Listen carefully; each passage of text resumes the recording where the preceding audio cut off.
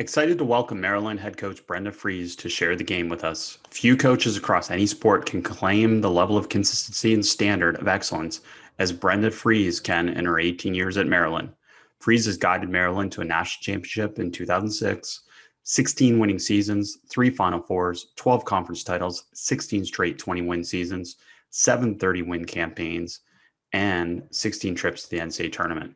She was voted AP National Coach of the Year in 2002 and 2021. Coach Frese, welcome to the podcast. Well, thanks so much for having me, Chris. I mean, it's an honor to be here. As much as I've listened to your podcast over the years, it's kind of surreal right now to be on your podcast because I have gained so many nuggets. I've shared with so many coaches your podcast. So, I'm thrilled to be here. Grateful for that. And thanks for saying that. And Coach, I mean, to get ready, I knew your success, but I didn't quite know the consistent level of your success. And it's just incredible. And maybe let's just start with that. Besides players, what have been some of the keys to your consistent success? Well, I think first and foremost is, I think what makes the world go round is relationships. And, without that, you can't recruit great players, you can't hire a great staff. And, for me, that's where it starts and begins and evolves. So, for us, those relationships with people, is really, really important. And it's a fabric that's really embedded into our program. Well, and that shone through in some of the people that I've talked to, obviously, in getting ready for this podcast, is that every one of them mentioned relationships in some context when it came to you. So I'm curious then, what is your philosophy on connecting with players? Let's start, say, maybe on a daily basis. Yeah, I think it's so important. I mean, right? Players really, it's not what you know until they really know how much you care about them. And, for me, I think that's the biggest piece. I'm a very, very active head coach in the recruiting process. I always have been. Sometimes the assistant coaches can come and go. I mean, obviously, when they have big dreams and goals to be head coaches and move on to other programs. So it's always been, from the time I was an assistant all the way to being a head coach, that connection to me is really, really important. It starts in the recruiting process. And, then once you bring them, to your program, here at Maryland, if I'm going to be able to motivate on the sideline, in a game, really try to push, in practice and really take a player to a higher level, in their game. I mean, being able to kind of know what motivates each and every player, I think is really important. And you have to be able to have that relationship and that dynamic to be able to shine through. So it really is a fabric. You have to be able to build that, through your communication. I mean, nowadays there's so many modes, whether it be texting and calling and face-to-face. The pandemic, it was Zoom when we weren't with our players. So, it's really just, understanding how important that communication piece is, to the relationships within your program. It's great stuff. And you mentioned challenging or pushing your players to be better. And that shone through a little bit in this podcast. So I'm interested to get your take on that. This concept of aftercare is what I phrase it. People call it different things. But after a hard practice or after a time where you've challenged players, what are some things that you do in the follow-up to be able to bring them back to confidence or to obviously in line with what you want? Yeah. Oftentimes it's immediate, if I need it to sit a little bit, it might be the next day, but, more times than not, say we've had a tough, practice or a tough game, it will start with the text that, that night, from home back to them, kind of layering, what I was looking for or trying to instill confidence in them as players. And then it's most definitely it's a face-to-face, the very next practice opportunity that you get. And, that's a big piece to our program. When we start practice, I'm, a coach that the first 10 or 15 minutes, even before we start practice, is to get down there, check in, see how our players' days are going, get a pulse, that's where I think you get a really good feel. And, it's a great time to be able to just, use that face-to-face, with them as much as possible.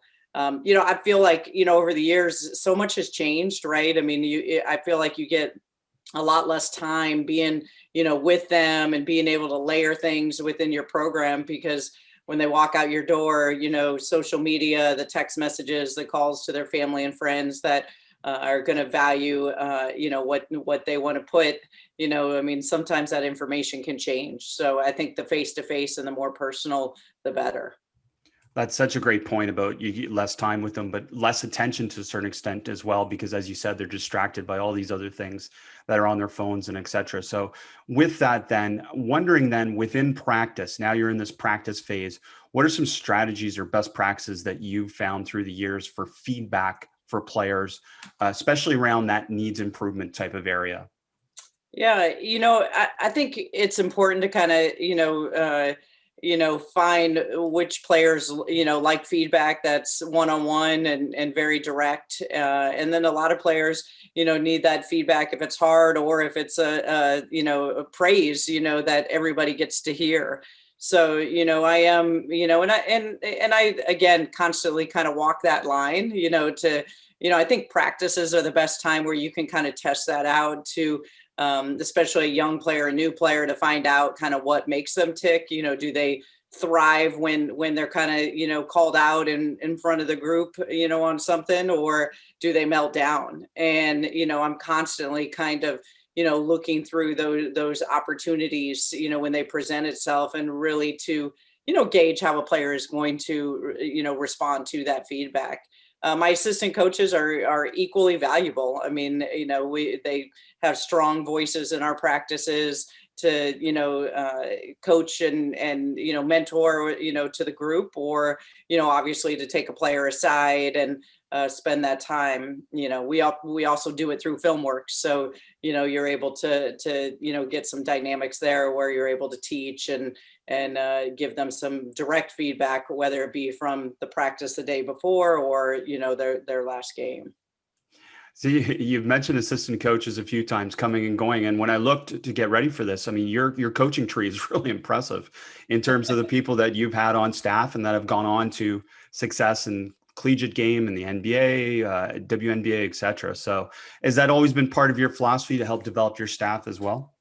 It is, and I love, that the coaching tree does go in so many different directions that you just mentioned, whether it be, women's college basketball, or, NBA, WNBA. We've had everyone go in a lot of different directions. But, it is, I think, after you get to a point, as a head coach, and, kind of know your philosophy, and, know how you're teaching and what you want to coach, the mentorship, to me, that aha moment, I remember an assistant coach gave me a book called Lean In, and, it really was powerful for me at the time, in the sense of, how many people I can impact. And, from my end, the more, staff and support staff, they have big picture dreams, just like I had, in my time, that, want to continue on. And so it's,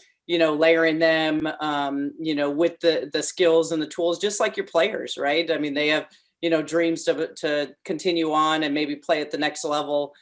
Staff, support staff, have those same goals and aspirations. So I want to spend as much time as I can with the experience that I've had in my time to, kind of, help and guide and mentor. So I think there are so many more components to coaching than just coaching the student athlete, that is purely a joy when you watch them continue on into, their next walk, and be really, really successful in their career. Yeah, it's great. It's great to see. And not to devalue the team's speech, but I'm curious about how much motivation has changed for you, in your opinion, over the years, from this team aspect to this individual aspect, and approaching motivation from both perspectives. But I'm just curious, has that changed over the years in terms of your approach? Uh, I would say, yeah, absolutely. I mean, I think, way back when, everyone played for the name, on the front of your chest, the name on your jersey. And, not to say they're not playing for that anymore, but there is more of an individualized package, and again, we've all seen that through social media, through the attention that these players are now receiving. They're, also kind of, you look at name, image, and likeness now, it's being reinforced to take care of your brand and take care of your name. So, obviously as coaches, you have to evolve, and, you have to understand, at this point in time, I love the fact that our players, still play for the name, on the front of the jersey here at Maryland. But at the same point, we're also, we can tie it in together and motivate for that brand for each and every one of our players. So it does become personal and individualized, but I think you definitely have to evolve with the times. Yeah, it's fun to see that. And you mentioned the individual component, which has got to be a key part that's changed in the recruiting process as well, with the advent of so many of your players going on to post-secondary, playing WNBA, Europe, et cetera. That individual sell is a big part of it as well for their individual development. How do you account for that within your program, the individual development of the player? Yeah, it's probably the biggest piece of our program, and probably the one that we're most proud of is our player development piece. And, when you look at our players here at Maryland, we don't spend a lot of time on rankings. It's for us is, are they the right fit and in our program and how we play? And, the rest takes care of itself, to be quite honest. When they get in our program, and our practices are built on the front end and back end for player development with coaches. I'm not a head coach that we don't have 3-hour practices. I've found over the years that that ability, players want to come in and work on their own games and then, do the team part. And so we've, definitely, spend that time where we get down there and put in the player development piece. If they come early, stay late, because they have those windows now with practices being so open. Our strength and conditioning coach as well, I put him against anyone, to be able to prepare our players, for the next level. And, quite honestly, we are fortunate our players have transitioned really, really well, going into the WNBA, playing professionally. Coach, talk to me about that aspect of players working on their own game. That's such a huge part of development, is that player-led development. I'm curious then, within your program, are they left on their own to figure that out? Or are there certain things that you prescribe for them that says, hey, these are things that you can develop on your own and here's how to work on it, but this is on your own? Yeah, the player development piece for us, it's really all hands on deck, and you gauge each and every player. Obviously we go through, at the end of every season, we sit down and with our postseason evals and really talk about and empower our players where they want to get to. So, they know in their off season, the summer, the fall, throughout the entire year, kind of where they want to go on. But, there's also times where, when they come in early and we've built that structure in our practice to, come in early to practice, stay late, it's a blend of both. You'll check in, hey, is there anything specifically you want to work on today? Is there anything that you're struggling with? We love, obviously with stats and technology, there's so many things you can pull in a season. So, I remember this past season, we took one of our 3-point shooters and showed, the percentages that she was shooting from the left wing, compared to the right wing. And there was a stark difference, so she could be able to see that. And that was an area that she really wanted to be able to focus on, was to improve, the difference between her shots on both wings. So I think it's a piece where you have to empower, in the summertime. I mean, we're fortunate that we do get, so many weeks and hours to spend with our players. I love that our players love to be in the gym. A lot of them also have trainers, and, we spend a lot of time talking to the trainers so that everyone's on the same page. Here's what we see. What do you see? Being able to really, get on the same page. And, I know everyone has different philosophies with the, trainers and within their program. I kind of view it, if your player's in the gym wanting to get better, I don't care where it's at, they're working on their game and they're trying to improve and they're putting in the time. They're not spending it on video games and on social media. So, I think the more you can, it goes back to building that relationship and communication piece. with, the players and kind of who's, in their camp and supporting them, I think is an important piece that I think you can get the buy-in from everyone. Yeah, I imagine that's like, it's only a positive that your players are going to get better, whether they get better with you or without you. It's just a good situation, right? And then it's your job to be able to put them in the best situation for team success, isn't it? Yeah, I mean, it's a win-win. Sometimes I know coaches can get frustrated, that they want it to be just their voice. My philosophy is a little different. I know they hear my voice throughout an entire season. So, I really empower, the voices of my staff in the spring. They do all of our, postseason and spring work, and, I'll come in and watch and mentor and layer.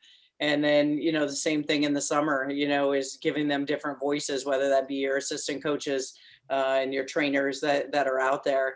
And then I think as a head coach, you're also kind of, teaching your assistant coaches that want to go on and be head coaches. You're teaching them, how to take some moments and be able to lead, and, also to kind of see what it's like when you're coaching, and as a head coach, what that command looks like on the floor. So, being able to build on it. It's great. It's a great conversation, because I imagine that the coaches that run into a bit of a struggle with trainers might be the ones that have more absolutes when it comes to certain things, like absolutely you must catch it with 2 feet versus a 1-2 or something like that, right? But essentially, I find the best coaches that I've talked to through this podcast are the ones that are very adaptable in terms of, we don't need as many absolutes. We just need you to be effective, right? Yeah, no question. I mean, I think, if the pandemic didn't teach coaches, to be adaptable, you're probably not going to get it. I Right. mean, you have to be able to, be flexible. You have to be able to change with the times. I can think of, in my career, so many times when we've had a setback. And, out of those setbacks, I mean, you learn so much about yourself.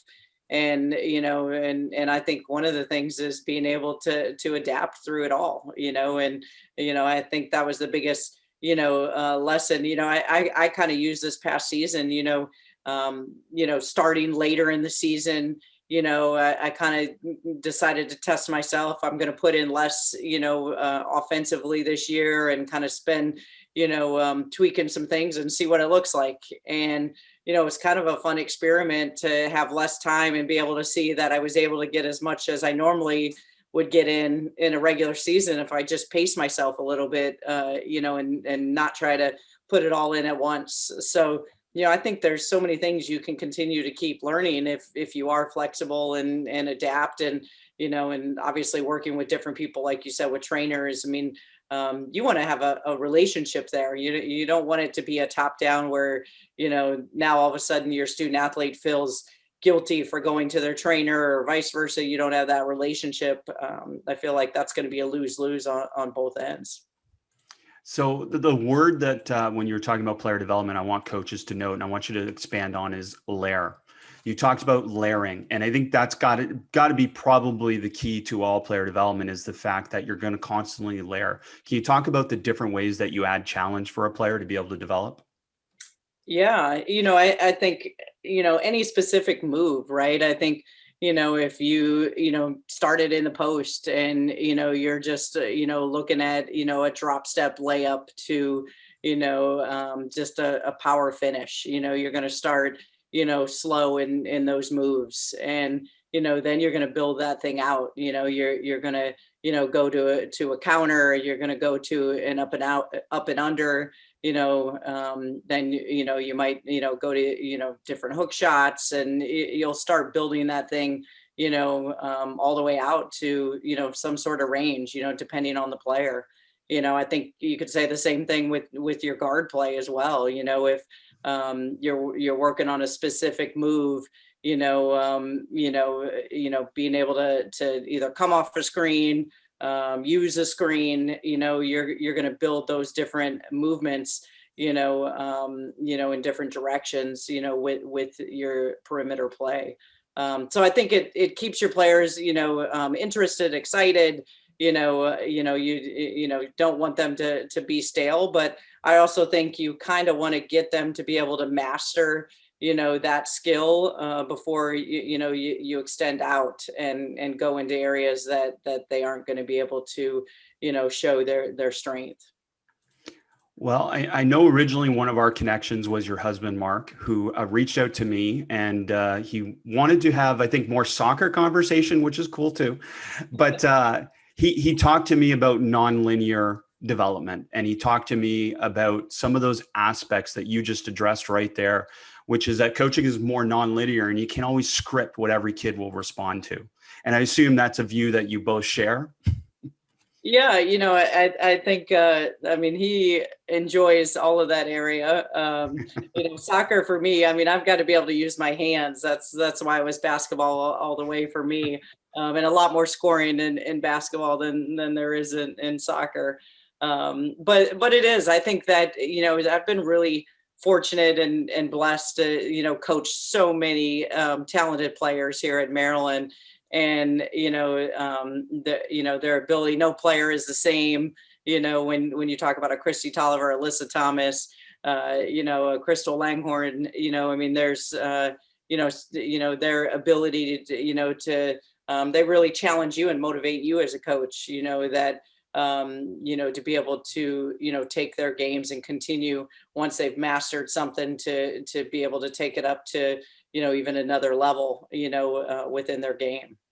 Well, Ashley and Diamond are a great example of that from this past year, right? Like they're very, very unique players and very uniquely talented. And I enjoyed watching your team play, I think, because of the dynamic of you trying to figure out how to use those two types of players. And it was really interesting to watch.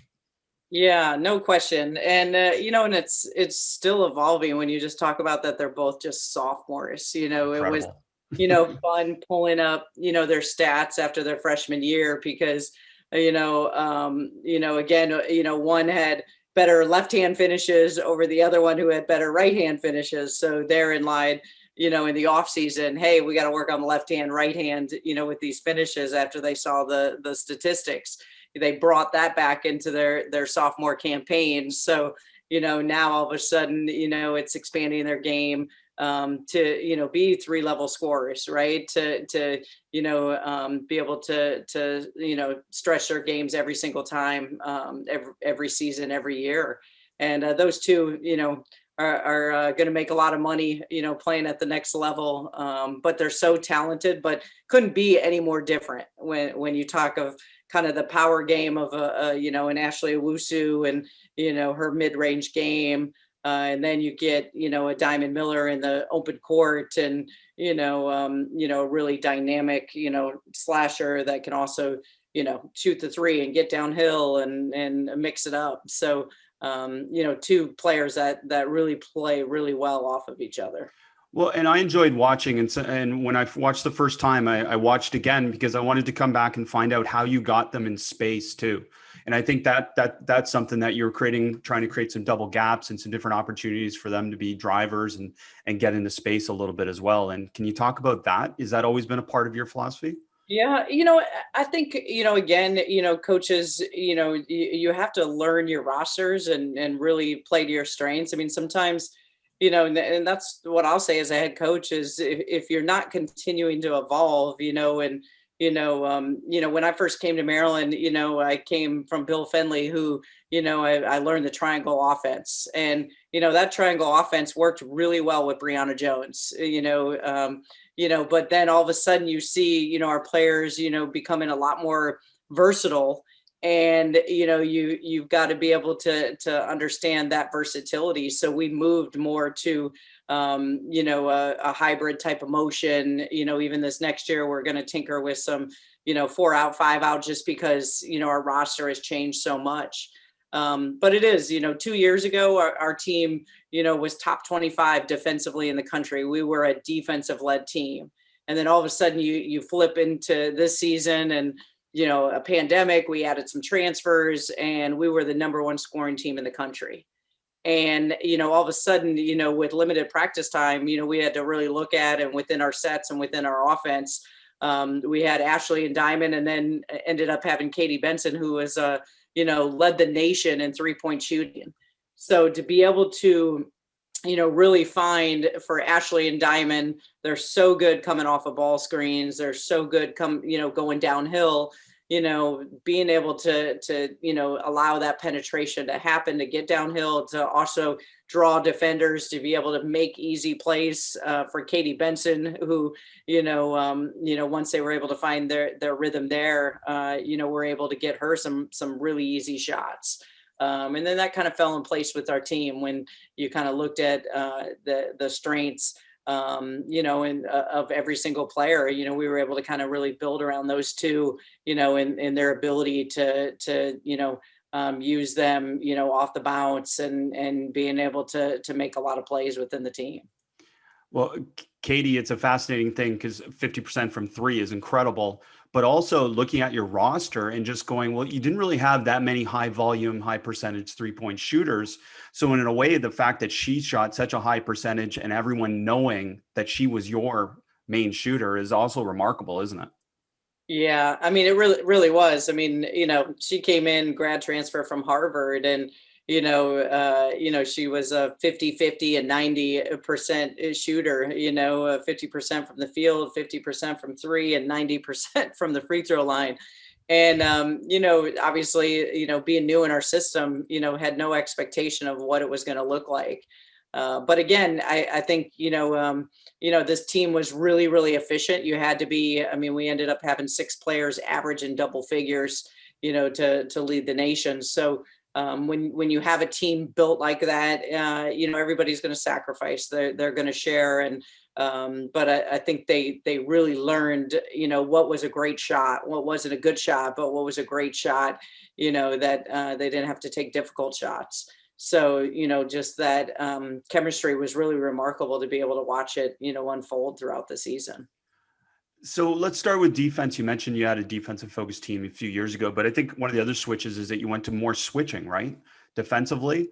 Can you talk about that process and maybe some of the best practices you learned to be able to develop switching within your team? Yeah, I think that's the fun part. I make no mistake about it that, when I came up as a young coach, I mean, I loved offense. I think it, goes back to my 6-on-6 days when I played in Iowa. I got to play all the way through 8th grade. And, then in high school, we made the switch. So, I've always been wired on the offensive end. So, it's really, through my career, took me time of like trying to figure out what do I like defensively, because I had so much time that I loved on the offensive end.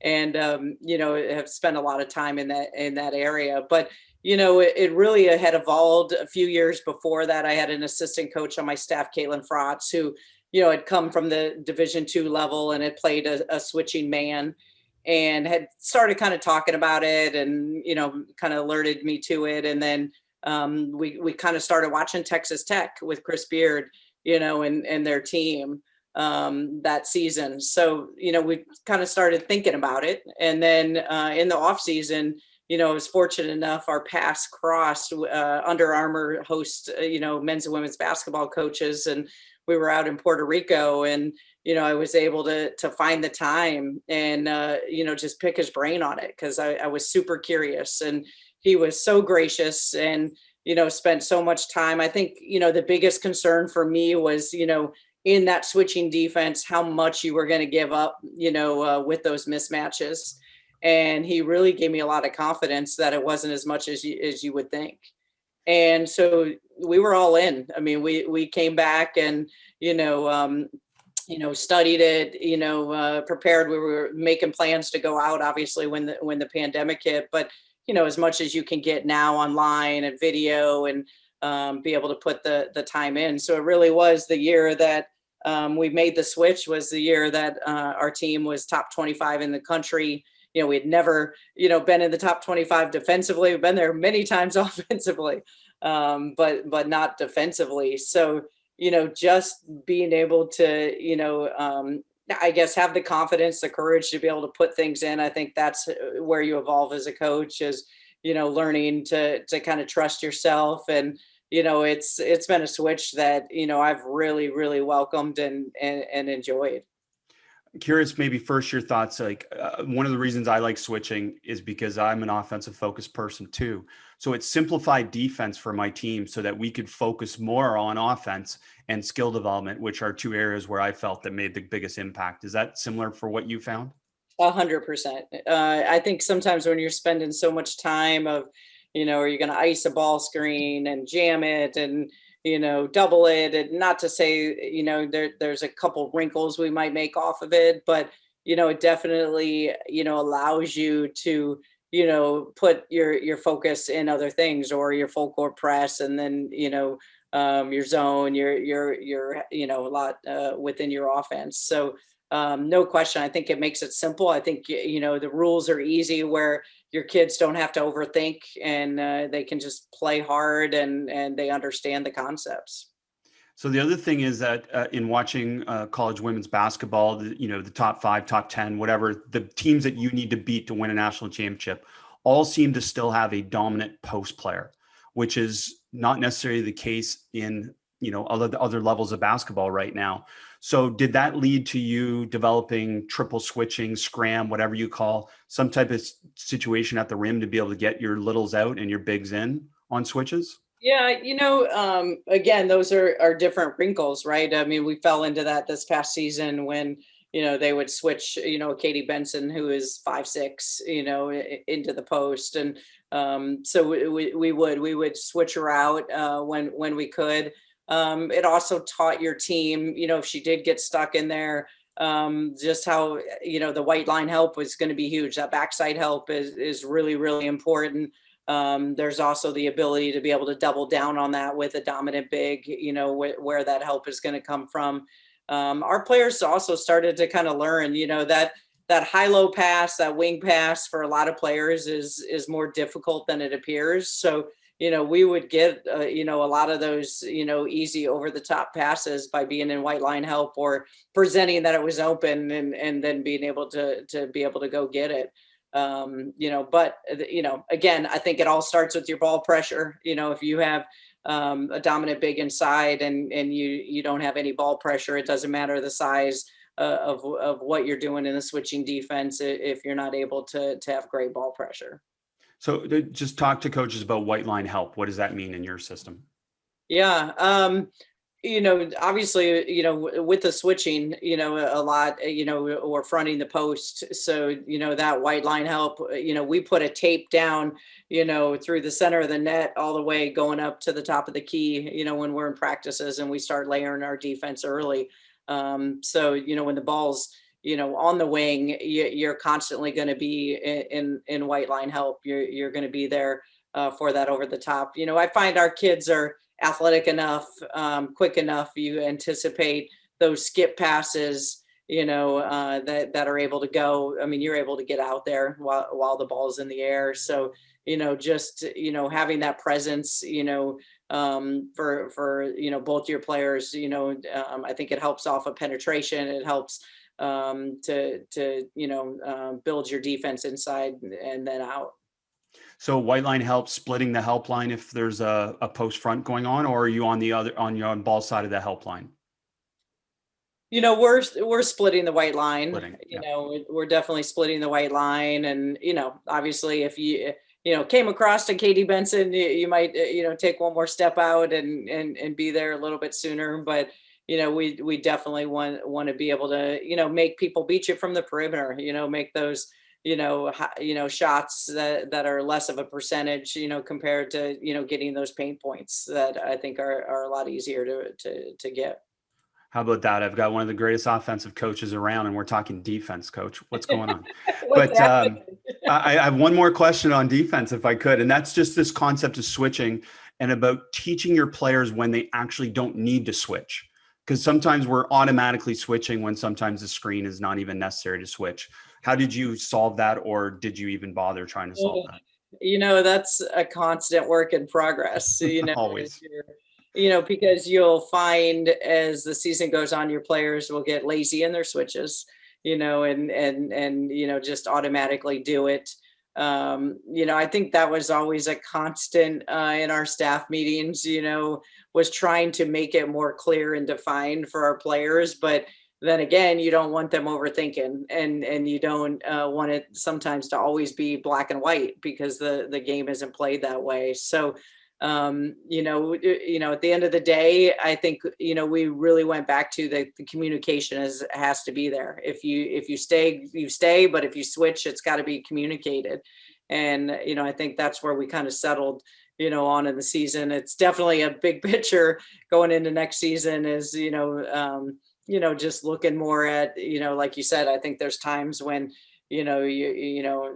as people start to scout you, if you do it all the time, they're also going to have their counters to that. It's great stuff. I really enjoy talking about that, but let's get to some offense, and let's start with, you guys are excellent in transition, and just curious, how do you practice the pace in practice? We spend a lot of time in transition, and, it's a big piece of who we are. I mean, we want, the ball advanced, some seasons we do it, some years we don't, based on the team or how many new players, but I mean, it's got to be down the court in less than 3 seconds, and that's whether it's with a pass or coming across half court. We want to put that heat. We want to get as many offensive possessions as we can get. Love games where you can get 80, 90 possessions in a game. But it's a big piece, from, when we start in the fall, we start teaching our transition. Ours is a little different than most, where, we come down the middle of the court. We're not a sideline break. We put the heat on numbers, reading 2-on-1s, 3-on-2s. We do a lot of breakdown drills, based off of that. I think our players love playing that way, because it's not always a traditional point guard. I mean, our players have the freedom, which I love, to rebound and go, get a steal and go create those numbers. And that can be, your 6'2" forward. If they can handle it, they're going to go. I mean, I love the fact when you watch Alyssa Thomas play with the Connecticut Sun, and they call her the engine. And, I know, when she came here in college, I mean, she was a huge piece. I mean, she was running our break a lot. And when you have a 6'2" versatile, big guard forward, hybrid that is coming down, it's really, really hard to stop. And you see that at the next level with her game, with how she's able to be able to push in transition. So, it's a big piece of our program. So talk to me. So you're primarily trying to attack the middle. Do we have designated spots, or are players free to go to any spot that they get to first? What are the responsibilities in terms of that first? Yeah. No, it's, again, this transition was brought to me, by my assistant at the time, Joanna Burnaby, who's now the head women's coach at Boston College. And she took me out to dinner and wanted to convince me, I was running a break for round one at the time. And they ran this break at West Virginia. And, it was great. I was open-minded. Obviously, she sold me on it, and we've never gone back. I mean, we won it with our 2006 national championship team. Now, when I have assistants that try to sell me to go back, I don't want to do it. And they've tried, but, it's really, I love that it's based on, lanes where, the first two players, head to the block, and you could be a guard, you could be a post. It's really that incentive to be able to push down on both ends. And, obviously then, your guards or whoever's pushing, I mean, you're able to create numbers from there. You have to be able to stop the ball handler, and you have to be able to stop those that are coming down, sprinting, really, really aggressively. And then your other two are trailing, on the wings. And, again, it's phenomenal, because you'll have trail threes for, your great 3-point shooters that have the green light to shoot when they can step in and get a trail like that. You also, we have versatile, forwards now that can trail and shoot the three. Mimi Collins for us this year was sensational, coming down and being able to shoot the three. So, our transition is really, built out of that. Then we go into some down screens. We have some, a couple of wrinkles out of that as well, based on, again, the strength of your roster, whether it be a staggered, a shooter coming off a stagger screen, or, wanting to get a cross screen. I mean, there's some secondary you can do around it.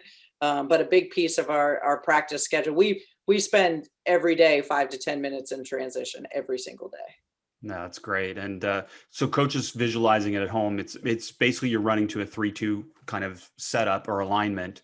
You're not staying there, but that's the initial look where you're trying to get two to the rim, point guard push or point guard hit down the middle, and then two trails.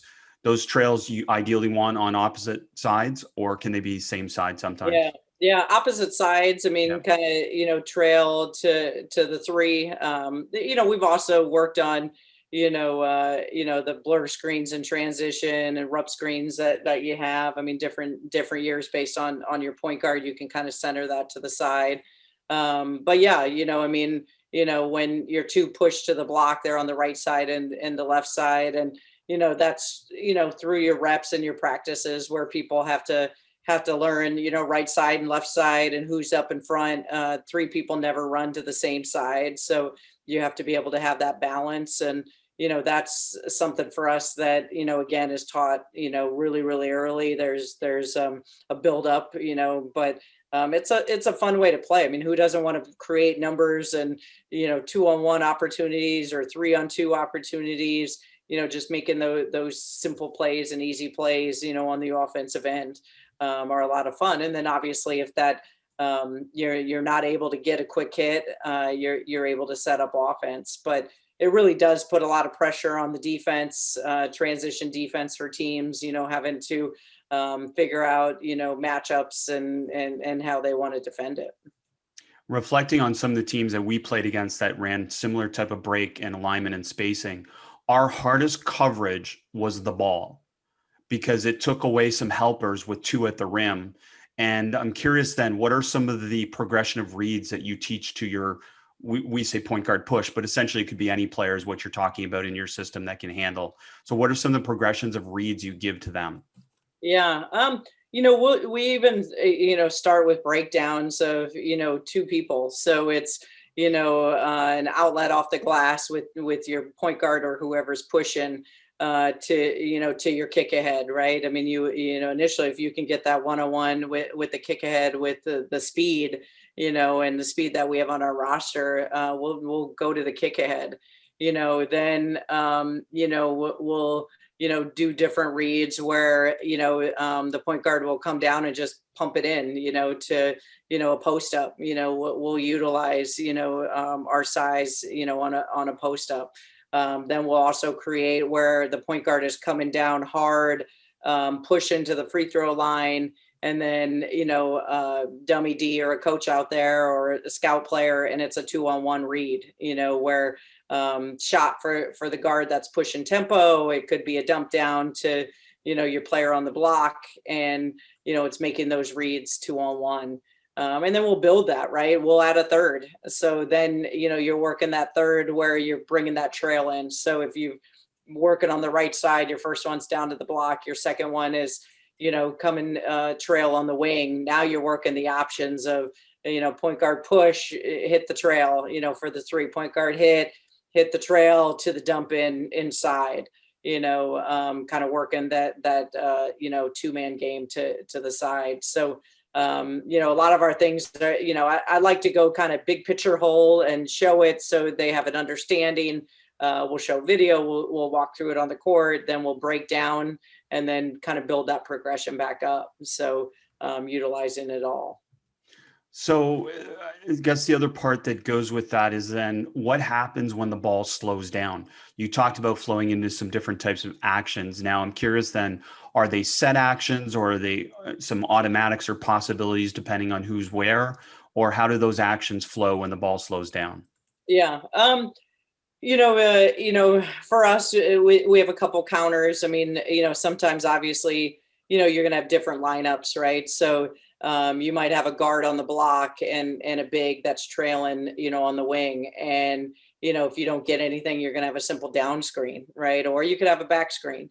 And, sometimes just out of that movement, right, you're going to get a hit, that your guard's going to come open on the down screen, or after they fly out at your shooter, you're going to get that inside. We also, over the years, and depending on your personnel, if we have two bigs on one side and two guards on the other side, we'll change it where if we have a great shooter, we'll bring them off a stagger screen. So the opposite guard On the two-man side, we'll come off a stagger screen for a shot. If we have a dominant big, like when we had Brianna Jones, we would just set a simple, if she was on the block and she was the first one down with another big, we would, cross screen, down screen. So we'd bring the guard over to give her a cross screen, and then the big on the wing would down screen. Just using those different alignments, which are kind of fun, right? That you can over the years kind of, tinker with, based on your personnel. We haven't run the cross screen a lot anymore just because we haven't had that back to the basket big that wants to be down there. So, it's just changing up your personnel. And, then if we don't, we don't like it, or we flow automatically, whether that's into, we can flow into our motion, or we can flow into a set, from the sideline that we're able to call. It's great stuff. It's fun to talk offense. And I've run the triangle. I love the triangle. And you mentioned blur cuts, which is essentially driving off the inside cut in the triangle, which is one of the best things that I took from the triangle. I'm curious if there are other parts of the triangle in your experience in using it that you've been able to use in other parts of obviously offensive teaching.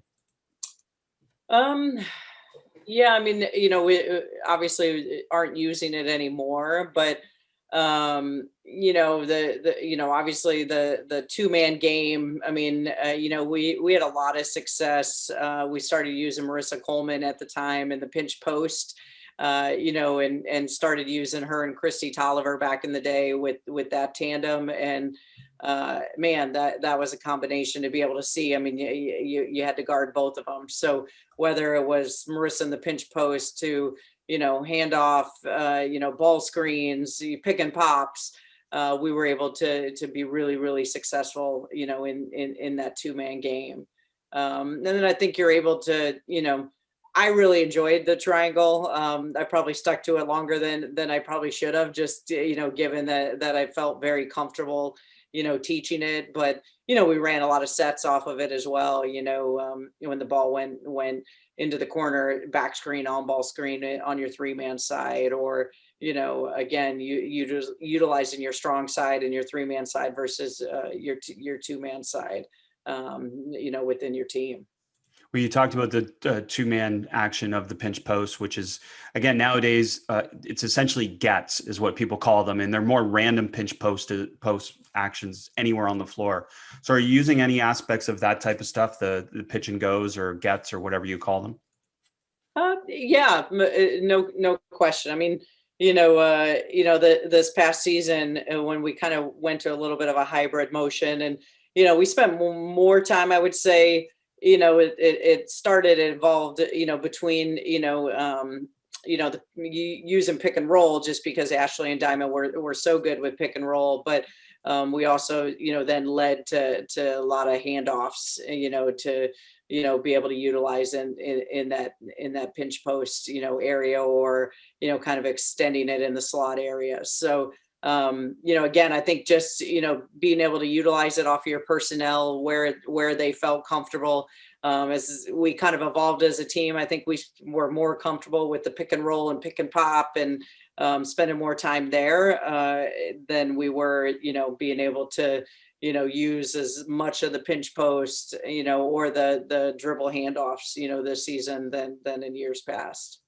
You mentioned hybrid motion a few times here. So can you just describe, what do you mean by hybrid motion in your terminology? Yeah, again, I mean, a lot of people, I think, with, their motion 4 out or 5 out, oftentimes have, a high post player, that, are working from the top. For us, it's kind of, again, probably a blend of both when you talk about, a three-man side and a two-man side, where we were able to, really utilize, ball screens to, being able to, reverse the ball through, your slot area to your two-man game. So, we spent a lot of time, kind of working both sides of it. But again, most of our players, when you look at last year's team, were face up. They didn't want to screen and roll. It was more a pick and pop to, being able to attack off the bounce. So, with our personnel, we kind of, utilized our offense, to be able to play to those strengths. Having coached for so long and been so successful, I'm just curious, maybe what are some of the things that you love about how the game has changed? Just the access. I mean, you can start with your podcast. I mean, there's so many podcasts, and I remember back in the day. I mean, we didn't have podcasts that we could listen to, and I laugh. When I got my start, it was going to Nike coaches clinics, in person, and listening to as many coaches out there that you could. And now it's you can go to the internet and you can pull up anything, you can buy videos, you can buy books, you can study the game. You just you go to Twitter, and all the hits that you put out there, and there's so many things at your fingertips, and the access that you can have, that as a young coach, really anyone, right? I mean, when you want to study something, you're able to find it. And it's great. I mean, even from my end, I was texting with a coach that Pat Clatchy, Mount St. Joe's, and sharing with him that I was looking at some different things. He's my guy that is my guru, and hey, I'm looking at some 4 out, 5 out offensive things, and he gives me a list of all these coaches, and he's like an encyclopedia. People don't even know what an encyclopedia is anymore, but just this list of great things. So just the access that you can find and different things is huge. Well, I'm grateful for that. And this podcast essentially started for that reason, that essentially a lot of podcasts were just media-based podcasts instead of actually coaching tactics and philosophy and technique and stuff. So been amazing to be able to share the game that way. I'm curious if that's had a similar effect you found on players, that players have a better understanding of certain things than they used to simply because they have access to resources. Yeah, absolutely. Those that put their time into it, you can definitely tell, which players, are in it and watch games all the time. And then, for some, not so much, there's, more, probably balance within their college life. But there's so much more when you think about what we can, lend to our players on iPads and, games, and what we can watch back. And definitely their IQs are at a lot higher level than they've ever been.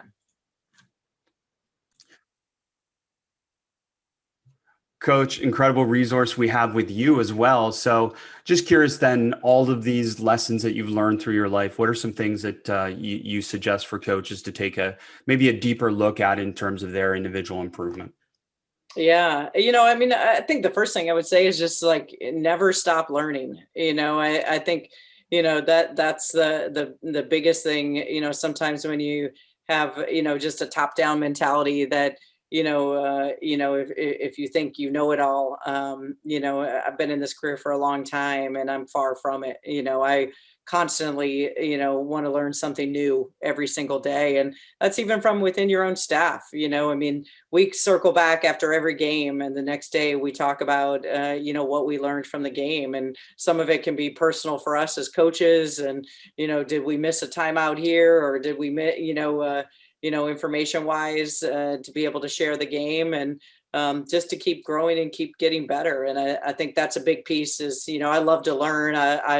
That's why I think, for me, podcasts and reading and, watching as much as I can within the game, just continues to improve your knowledge, to be the best coach possible. And, and then, self-help books and different things, having great balance. It's not just the X's and O's, there's, like I've said, at the beginning, relationships and people and knowing yourself. And so a lot of dynamics to just continue to keep making yourself better. Just tremendous stuff, Coach. I cannot thank you enough for sharing the game with us, and just an incredible career for us to be able to learn from. So thanks for sharing. Oh, well, thank you so much, Chris, for having me, and, really, really appreciate it.